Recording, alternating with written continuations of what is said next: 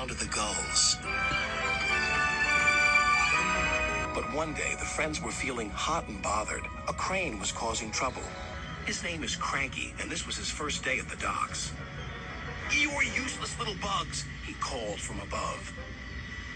"If you put these freight cars on the inside lines, then I wouldn't have so far to travel." "Rubbish," said Thomas.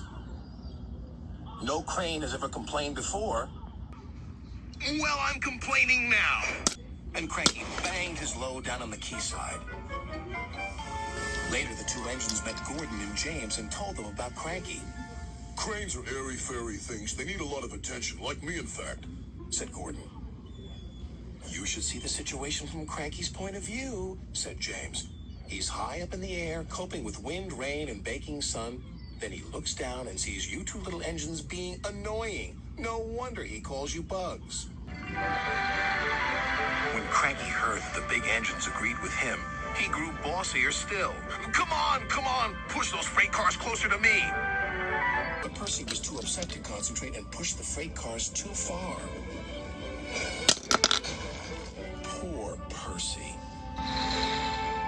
Then Cranky played a trick on Thomas.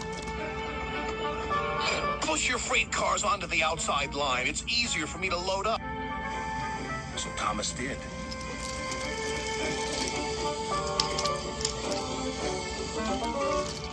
But Cranky left the loads beside the freight cars, not in them. "You must have known my arm can't reach you there," complained Cranky. This mix-up caused confusion and delay. Sir Topham Hatt was most upset. "Thomas and Percy, this new crane has an important job to do. I have heard that you have not been helping him today. You will go to your sheds and consider how you will improve yourselves tomorrow." Now Thomas and Percy were upset too.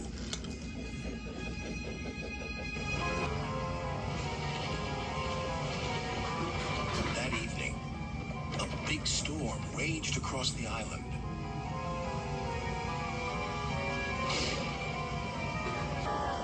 Cranky and the engines were trapped at the docks. "We're sure to be safe in this shed," said Duck. But he was wrong.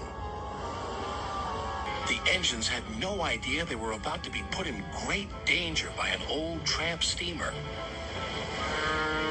It was out of control and running aground, straight into the sheds.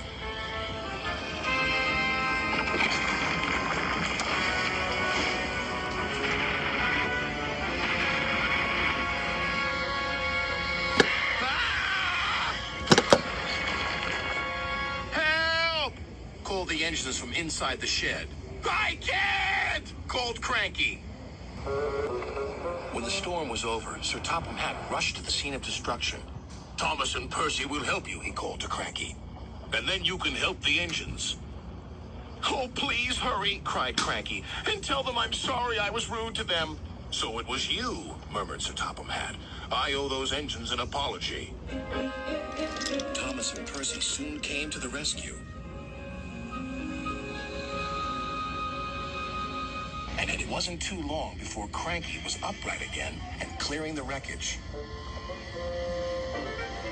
At last, all the engines were free. "Oh, thank you," said Gordon. "What would I have done without you?" "Well, I had to be rescued before I could help you. But I never thought it would be by a couple of Cranky was about to say bugs, but he quickly corrected himself. "Small engines, thank you. I'll never be rude again. However, you two mites are in my way, so move over." "Ha!" said Percy. "He's back to bugging us." "Don't move! You're still attached to Cranky." But it was too late. Cranky still looks down on the two little engines. But ever since that stormy night, he never calls them bugs or mites, because he knows they might bite back.